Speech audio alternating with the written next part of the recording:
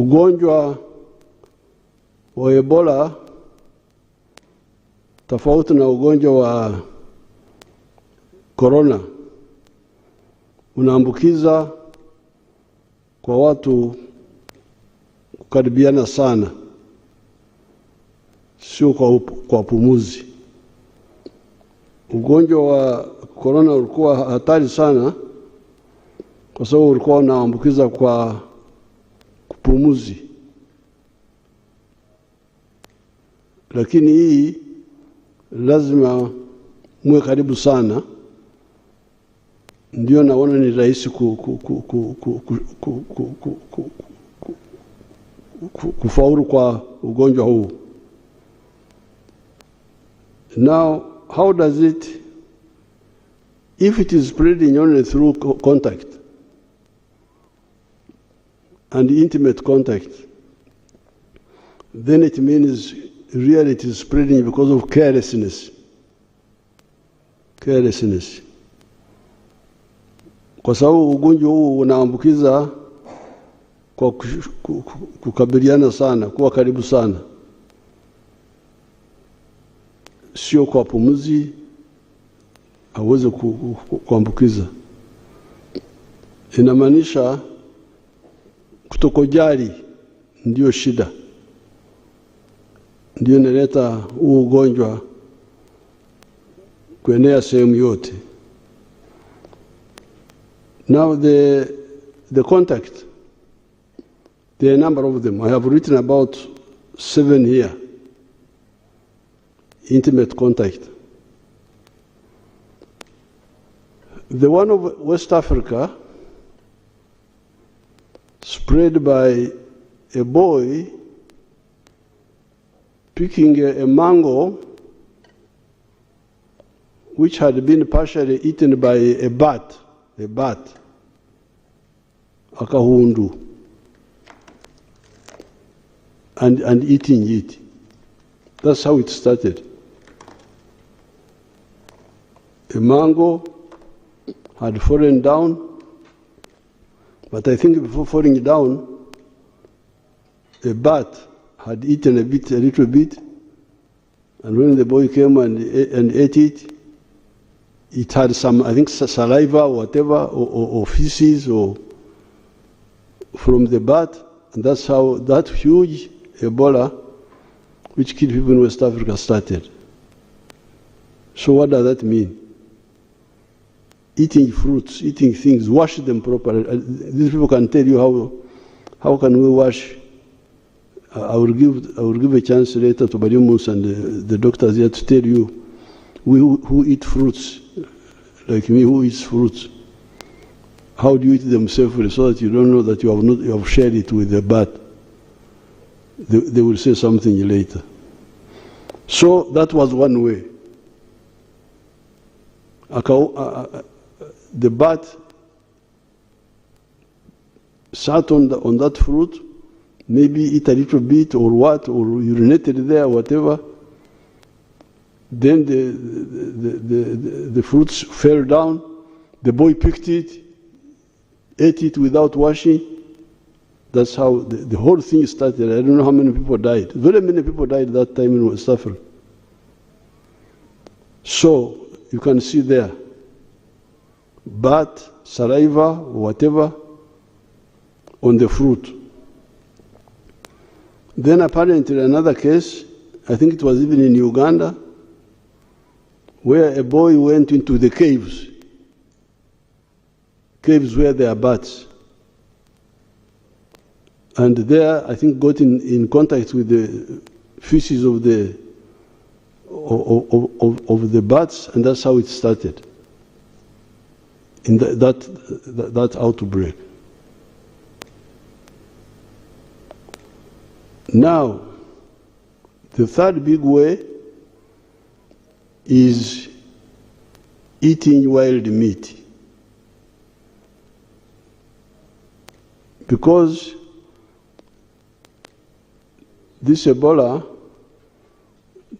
apparently does not go into all the animals. There are some animals where it goes and either stays without causing sickness or even kills the animal itself. These doctors can tell you which ones, they can list them later. But one of them are the monkeys. The monkeys, if you eat monkeys, you are going to get Ebola. I don't know whether cooking the meat properly would save. They can educate you about it. Cooking the meat properly. But even if you cook the meat properly, there is a danger when you are slaughtering. When you are slaughtering, if the skin is intact, you've got no crack in your skin, the virus may not get into you. But if you touch yourself in the soft parts of your body, the nose, the eyes, it will enter you. The virus will enter you. So you have the monkeys, you have the bats, those bats. I hear there are some people who eat them also. Then even some of the wild animals, like the enuma, the one which looks like a goat, they say. But you can have the whole list. These people will give you the whole list.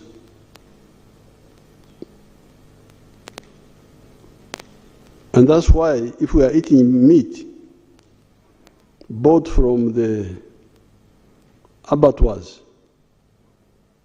you wouldn't get this problem because that meat is checked.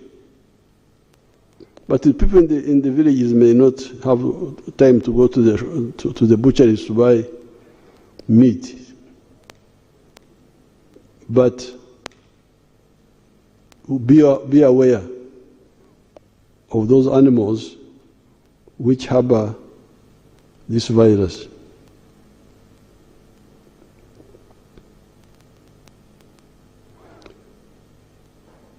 We were talking with the head of the WHO here the other day, and he told us that the people who have died quite a bit in some of the areas are the medical staff and the pastors. The pastors. These are the ones who have died most. Why? Because the medical staff work carelessly. They examine patients without gloves. Instead of having a very strict routine, touching patients should be, I thought there was a rule that you should use gloves. I don't know whether that rule is there or what. But among the people who are dying are the medical staff. Because they touch people, they touch patients. And you remember our doctor Rukia, one of our doctors who died some years ago, this was the problem. Touching patients. The pastors, the people of God, they are the ones who touch patients. That they are healing them. If you pray, God, you can pray, God is not deaf. You will pray without touching. God is not deaf. He will hear you. This misuse of the other time when we had Corona here, the Archbishop of Canterbury came here. They said he wanted to bless me. I said, no, I don't. You bless me from a distance. Don't touch me. He couldn't touch me. I could not greet him even. I refused. What's all this? In the book of Genesis, it says, establish dominion over nature. This is science. Establishing dominion over nature is to understand science.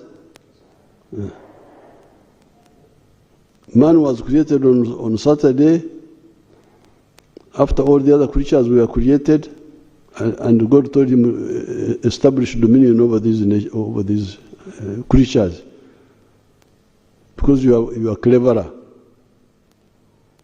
So we should use science.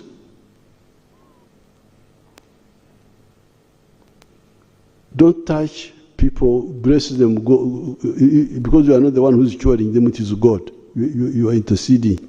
Talk. God is not deaf. He will hear you from a distance.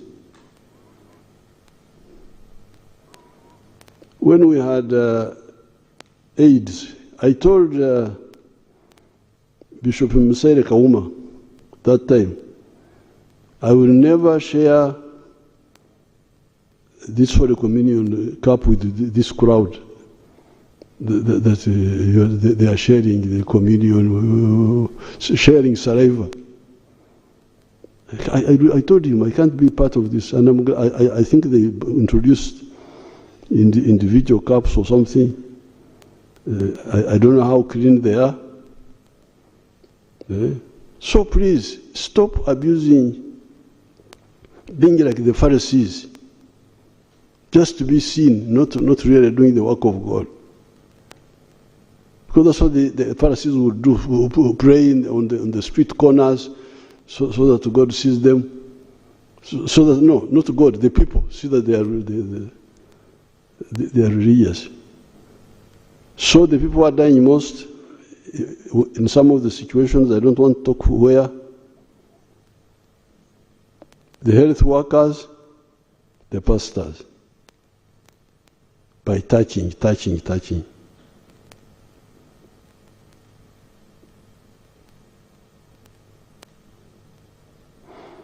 Another big problem is handling dead bodies. That there are certain customs. Yes, those customs were there when there was no danger. How to wash dead bodies. But now that there is danger, it has been announced. If somebody is sick, call the doctors. Because the doctors can tell you what sort of sickness this one is. But don't just hide, and you just do it yourself. I hear that among the 19 cases in Uganda, 14 are from Congo, and they are from a family. They will tell us about it, from one family. Yeah.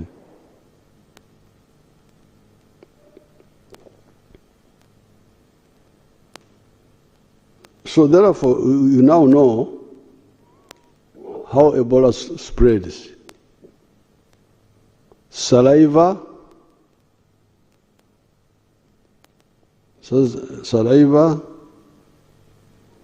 blood, sweat, vomit. If somebody has vomited, sperms. Ebola can stay in a man for, I hear, 9 months. Yeah, that's what I hear. So this shaking of hands, please. I even told this WHO man, I saw him with the elbow. I said, please.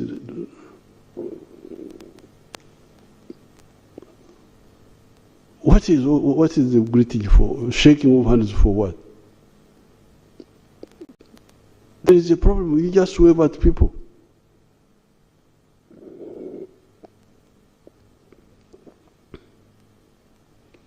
Now, therefore, kwa hiyo huu ugonjwa wa Ebola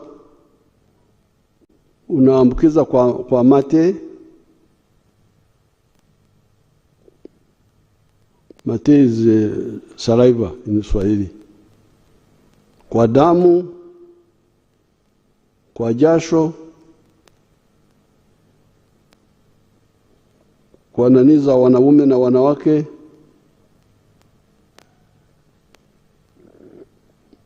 na kwa kutapika.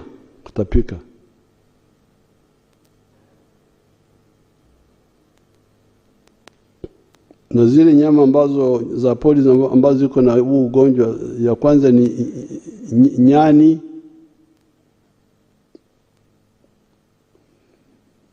monkey, popo ni bat, na nyama zingine zinaonekana kama mbuzi huko porini. Hizo zote zinaweza kuwa.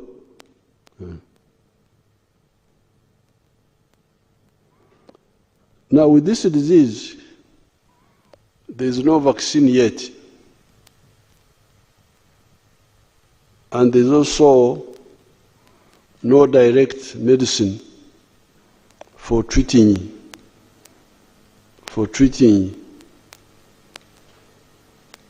Ebola. But it kills. It is important to know that it kills by provoking the body to kill itself. That's what the virus does. The virus enters the body and provokes it to overreact. It's like a clever guerrilla who comes in a military camp where people are not well organized and shoots. And then the soldiers start shooting one another in panic. Because much of the death is caused by the high temperature, caused by the body. The body tries to kill the virus by cooking, but raising the temperature. But in the end, it cooks itself, destroys its own organs.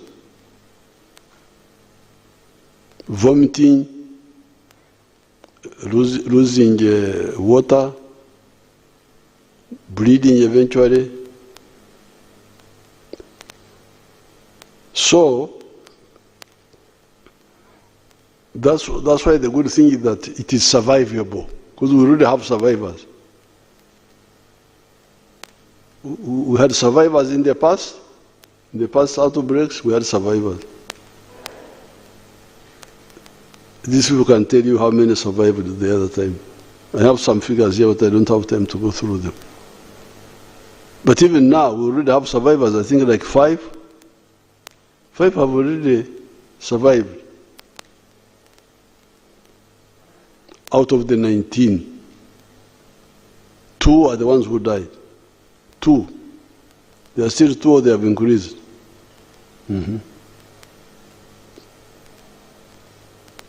The first Congolese man who came is the one who died in Chiburi, I think. And came with their sister-in-law. They came separately, but I think they were from the same place. The sister-in-law has recovered. And she recovered. They recover because they get support. The doctors control the temperature.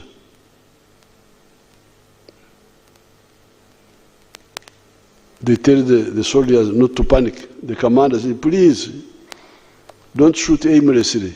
Calm down, calm down. Have controlled shooting. So they control the temperature. They rehydrate. Losing water, you put it back. Losing water, put it back. Water and salts and so on. Because when you vomit, you lose so many things. You lose water, you lose salts in the body. You put them back.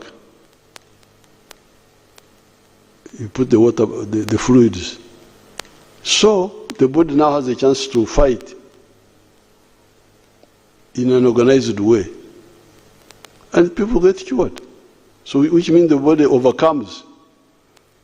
Otherwise, how would people get cured? Which we don't see, which is very difficult in AIDS, because AIDS, I don't know whether people have really had a cure. But this one, people have been cured. So it is very simple. It's just indiscipline. This one, people have been cured. Some have died, yes, but others have been cured completely because of controlling the other killers, the temperature, the loss of fluids.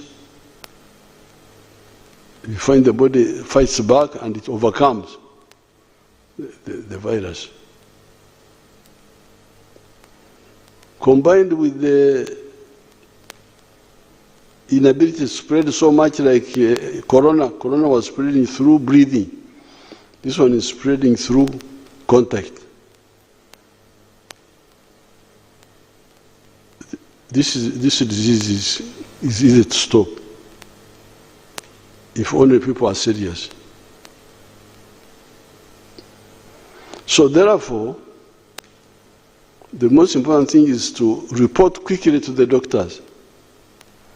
Don't delay. Once you feel some symptoms of sickness, report. So that they check and if it is Ebola, they start intervening early.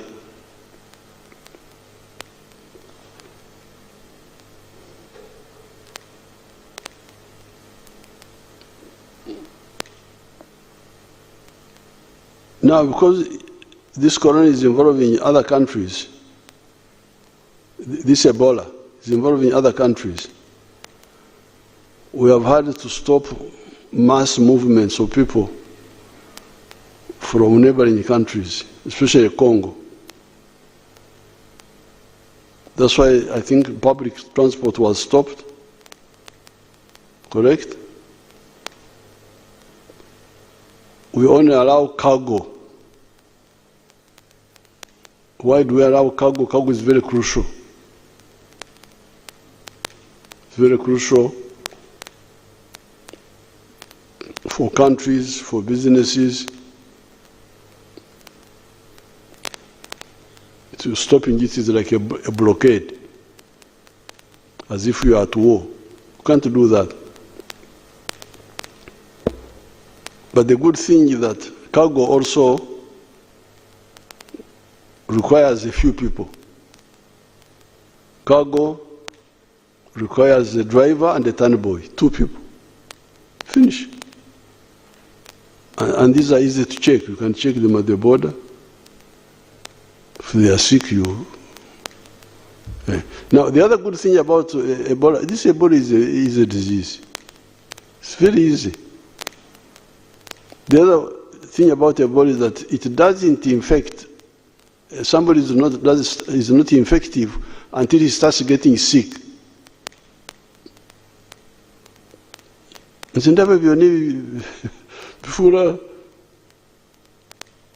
the people don't have my anger with sickness. I don't like sickness. I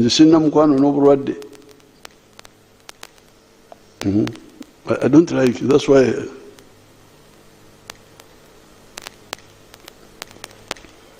During the campaign, they were saying I should sit down with the other. I said, please, let me sit alone there, Mundeke. You look isolated. I said, God is with me. Don't worry about me.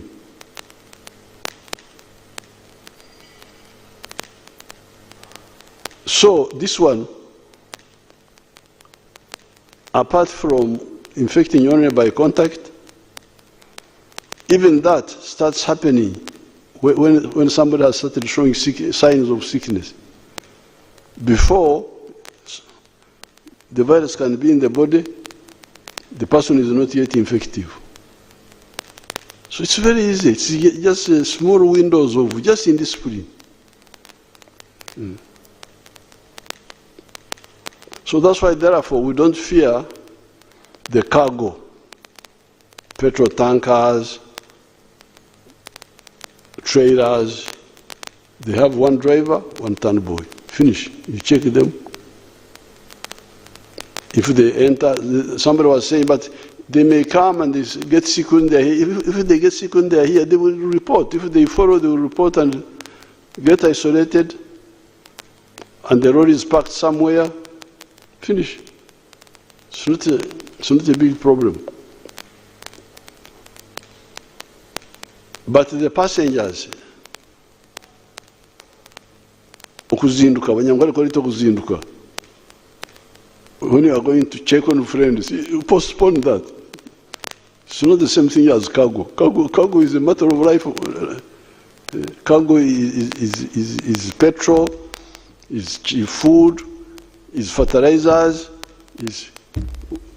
We need it more urgently than just okuzinduka. I'm going to see my relatives. You hold on. You'll see them later when the danger has gone. That's why we stopped the passengers. But now, some of them come through the border on foot and in boats. Now, that's where the danger is. First of all, by coming in that way, you take long. You are hiding, days pass. Even if you arrive in a health center, you have lost some time. So that's why we have worked with the Congo government, and these people will tell you what the exact plan, to open joint medical camps on the Congo side. And announce it. We are here. If you feel sick, come. Don't try to go to Uganda, because there you will delay. Come here. Come. We think that one will help.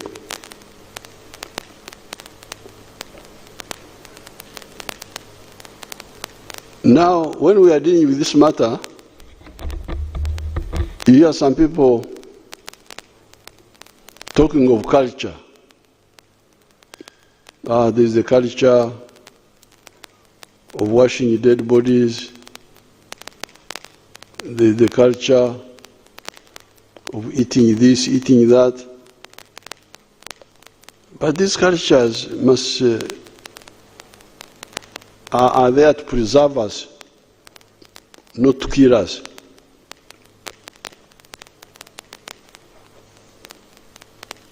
If they can be modernized, for instance, the meat we are eating because of culture, if it can be, how can it be slaughtered safely?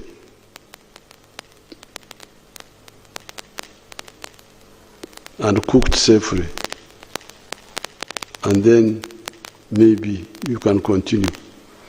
But if it can't, some of the cultures have to be reviewed. You remember when AIDS came, there was the culture of, Wanyankole called it okungura. Okungura is wife inheritance. It was a duty, brother to inherit. In fact, even the Wanyankole have a saying that erisho ry'umuhunguzi ureba barakiro.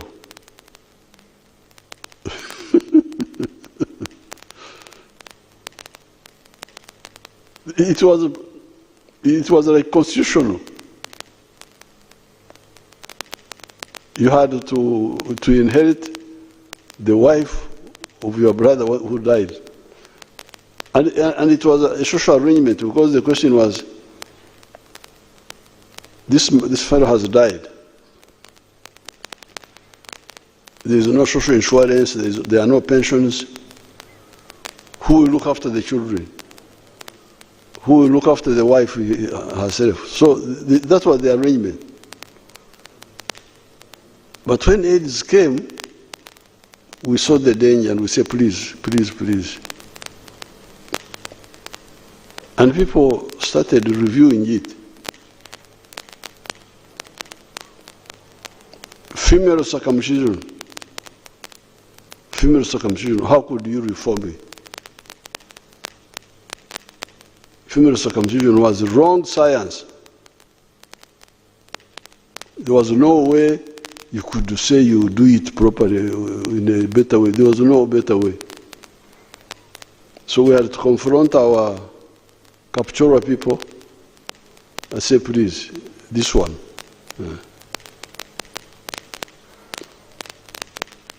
There's what the Banyankwere call Embirito. Embirito is a cow which has died from anthrax. This one must be cremated. It can't be anthrax, because anthrax, even if you boil the meat may not, the virus may not die. Because some people tried to eat it, so that they would boil the meat and they died. So some of the cultures need to change. The Banyankwere used to drink milk without boiling it, until we found that, until we came to know what Louis Pasteur, the Frenchman, who first saw the microbes,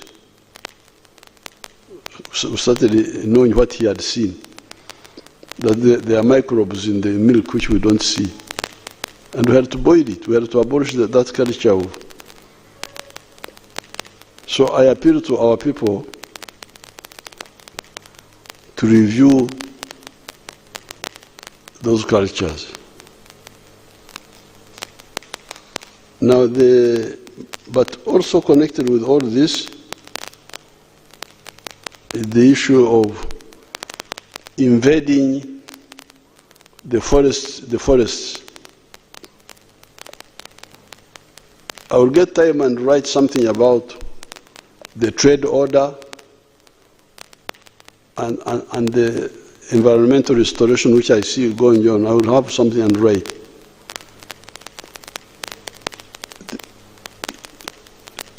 These issues are not just environment. It is also survival, our survival.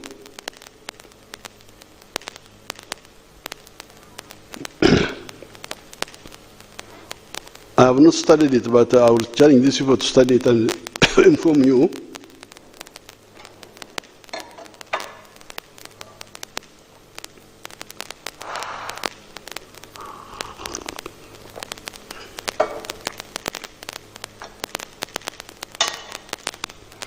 The bats.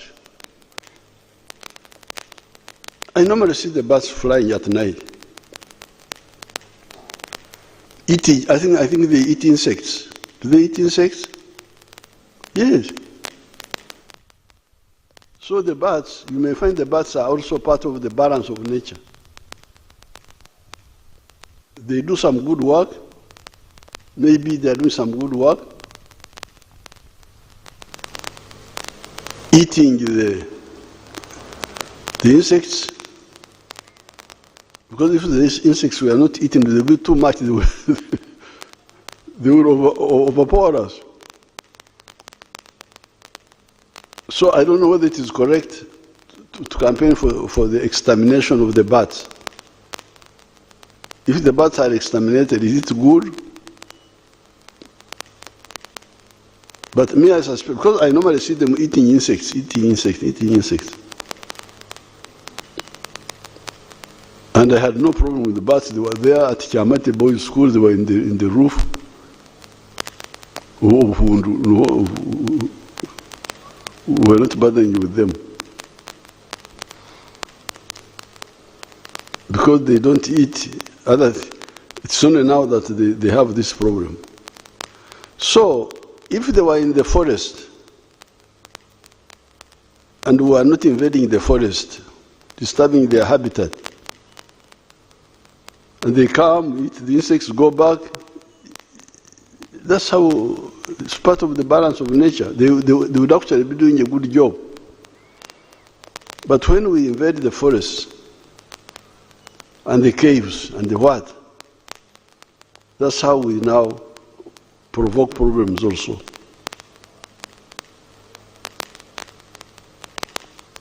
Kwa hiyo wenzangu,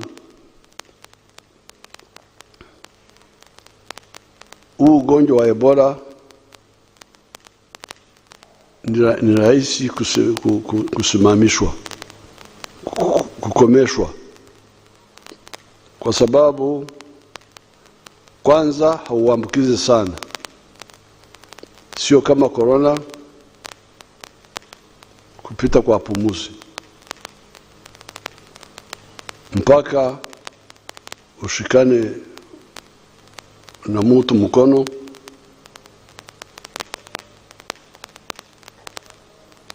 au mbadilishane vitu vinatoka kwenye mwili,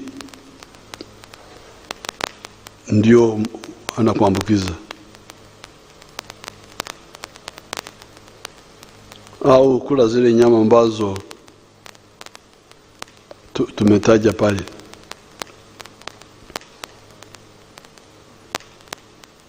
Cha pili, hata baada ya kushikwa ugonjwa, ukifika haraka kwa matibabu,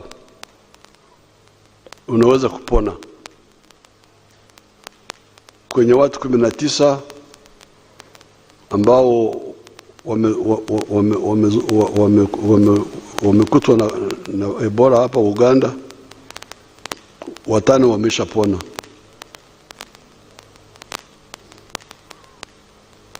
Kumi na 4 kwa hao 19 ni watu wetu, ndugu zetu kutoka Kongo, na inasemekana wanatoka kwenye familia moja.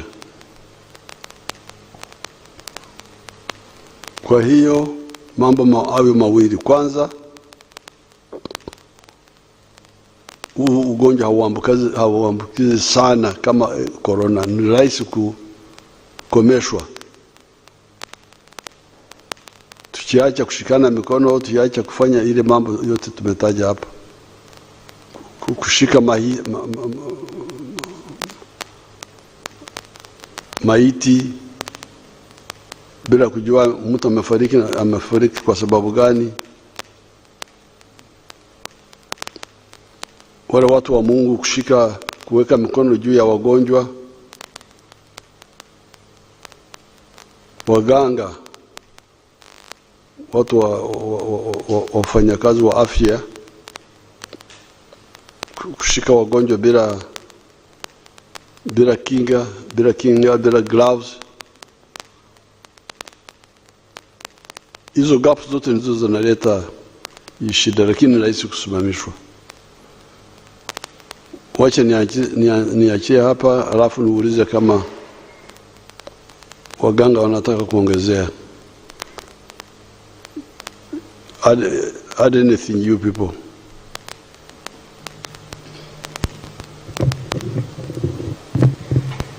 Thank you very much, Your Excellency, for that elaborate explanation to the viewers and listeners about this disease, the Ebola outbreak. Your Excellency, like you have clarified, Ebola belongs to a group of diseases we call zoonoses or zoonosis. This one means that the organism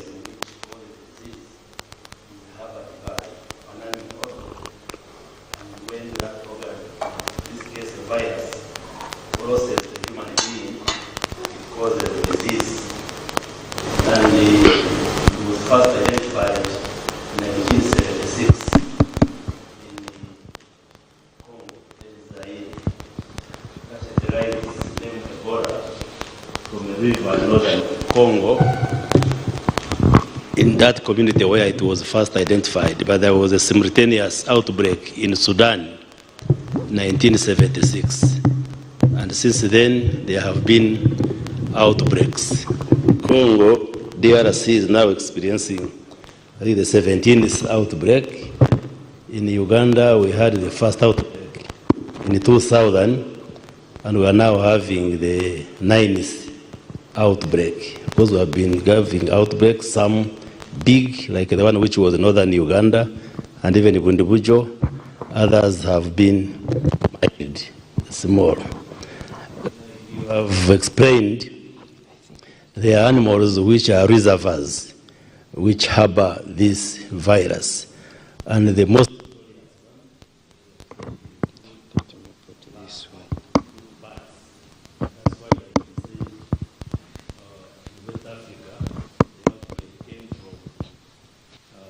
bird having infected the fruit, and then the young boy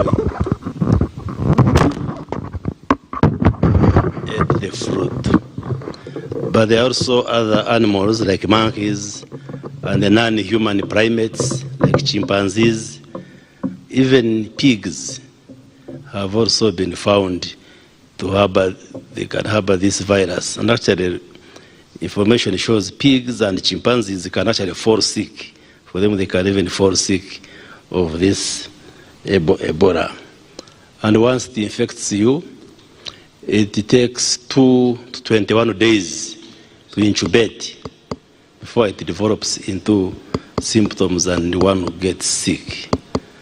Your Excellency, like you have emphasized, it's a dangerous disease, but maybe easy to manage or prevent if people followed the do's and don'ts, because it's not like COVID or others. You get it through physical contact with fluids of somebody who is having the virus. And when the virus maybe settles on in your hands, on the skin, then it enters through openings. If your skin is intact, the virus may not enter, but if it has abrasions or injuries, it can enter. Then also through the other body openings, like you may have the virus in your hands.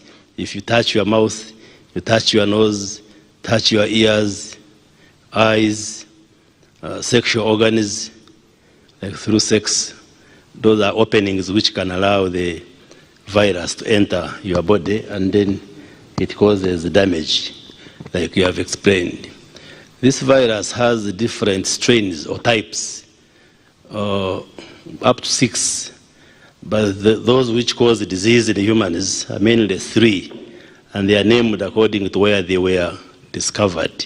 Like that we call Ebola Zaire, Ebola Sudan, then Ebola Bundubujo. The current outbreak is caused by that Ebola Bundubujo. It's called Bundubujo because in 2007 and 2008, we had an outbreak in Bundubujo.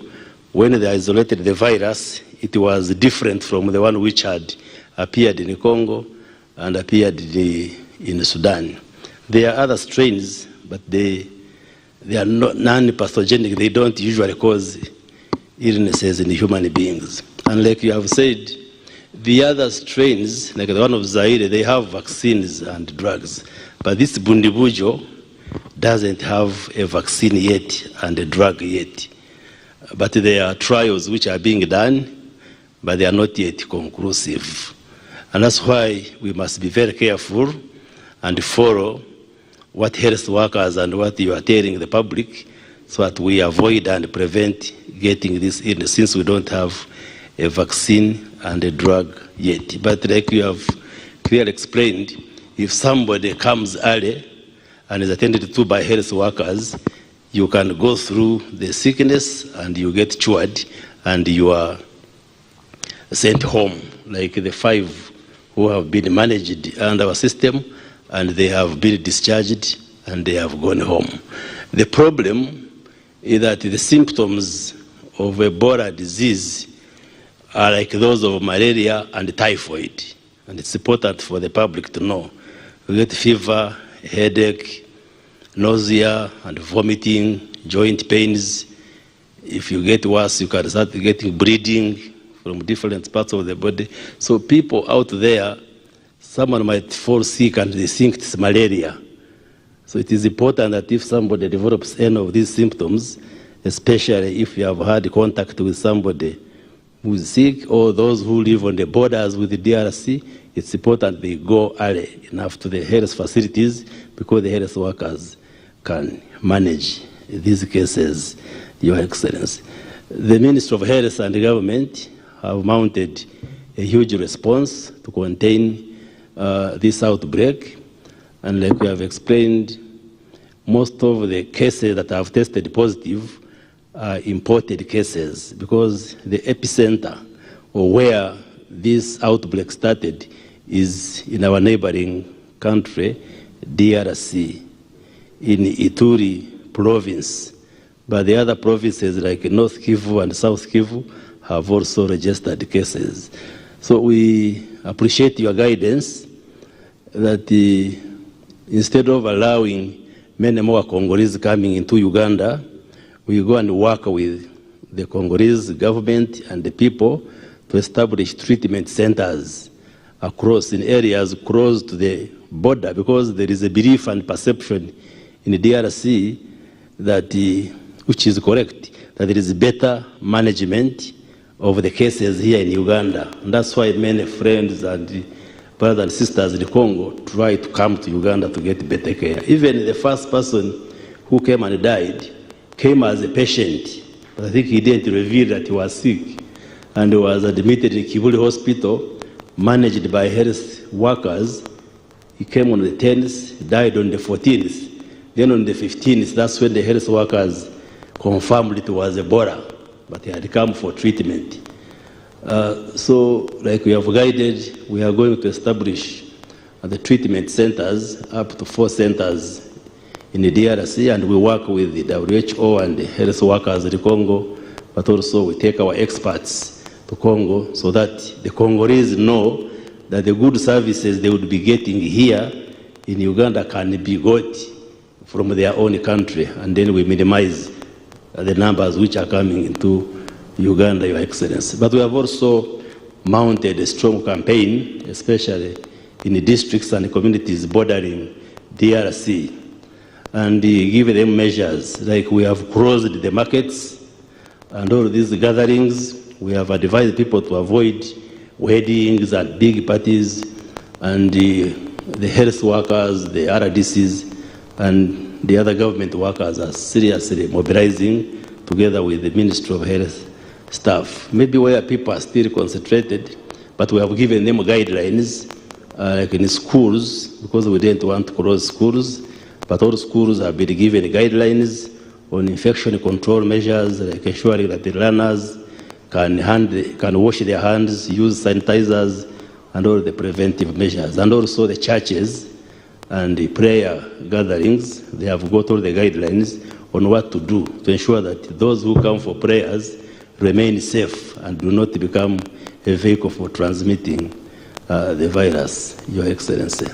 So we further appeal to Ugandans to be watchful, to be on the lookout, that if we follow these basic measures, we can be able to arrest the transmission and wipe out this outbreak as soon as possible, Your Excellency. Maybe my team can add any more comments. Excellency, you asked in the last outbreak, the total people that were infected were 14, and 2 died before they go to our treatment unit. But all the people we got in our treatment unit were treated and got better and went home. The 12. Outbreak. The 12. The 12. Mm. And in West Africa, Your Excellency, those who died were 11,000 people who died in 2015 in West Africa. Mm. At the moment, we have discharged 5 But all our patients that have been in ETU, the ones that have been treating, are getting better. The ones that were really, really sick, they are getting better, and soon we will also discharge. We don't anticipate anyone to die in our ETU. All the people we got this time who have been treated in our isolation center. But Excellency, I wanted also to add something that we are seeing of great interest that is going to add also the knowledge, global knowledge on Ebola. We have seen that when people start getting symptoms, the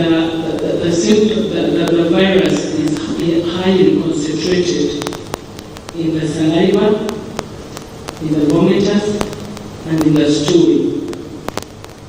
It is high concentration. It is much more concentrated in the alimentary canal. Intestinal system, more than even in the blood. Even the people who are clearing the virus, now we are changing our protocol because we don't go by only the blood, that when the blood is cleared of the virus, we let go. Even for women, for men we know that the semen keep the virus for a longer period. Some have gone to, as you said, up to 9 months. For women, we were very interested. We want also to check to know whether also in their fluid that virus stays for long. But what is very clear now is that even when people clear in the blood, the virus takes a little longer to clear in the saliva and in the stool and in the vomitus. So people even can clear, can get better, but when they are still shedding some virus, meaning that the alimentary canal is a very fertile ground for the virus to multiply, and really it's like a safe haven. I think that there is no strong defense in the alimentary canal that fights it, but also that's why it multiplies very, very fast. So we are saying, number one, that even when somebody has symptom of fever, do not share a cup. Do not drink on a bottle someone has drunk. Do not share a cup. Number two, for people who are in the villages during mango times and all these fruits season, do not eat on any fruit that you have found that is bitten or it has some broken part, because you do not know what animal could have eaten that fruit. Number three, right now, we do not encourage in church to use a cup for Holy Communion, because that is a big recipe for infection spread. Not just Ebola, but even other infections like hepatitis B. It's highly infectious in saliva, so you can infect. So we as we are educating the public, we are also gathering more evidence that will help us to refine our protocols on treatment, on prevention, and also on how we are going to continue engage the public on the prevention. Thank you, Excellency.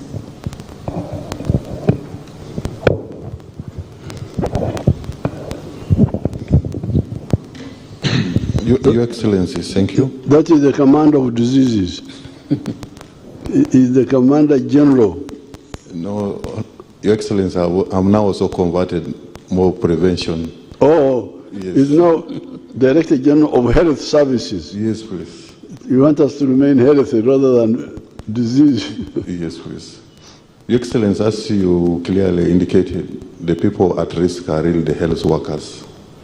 because the 5 cases which we got, 4 of them are health workers. And then the other one was the driver who transported the first case. And our health workers of Uganda. Of Uganda, yes.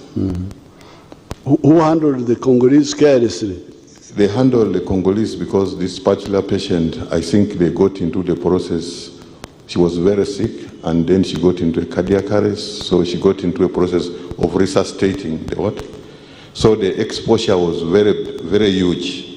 Because also we are seeing that others might be exposed, but they are not seroconverting, they are not getting the disease. So this particular group, because it's actually in one hospital, that's in Kampala Hospital, all the 4 happen to be what? In that place. So how are they trying to resuscitate? I think definitely you do a cardiac what? And trying to put a tube in the what? In the CPR. Without gloves? They probably had gloves, because at that time, that particular patient had now in the terminal stage of dying, and she was having signs of bleeding. Because that's what we are also seeing, that normally as they are dying, actually when the person is dying, the virus also does not want to die with the dying person. So it gets into the surface of the what?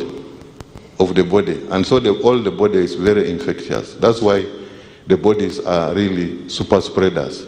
Like remember when we had in Kasanda, where a group which went and exhumed a dead body, and then they had a very big exposure.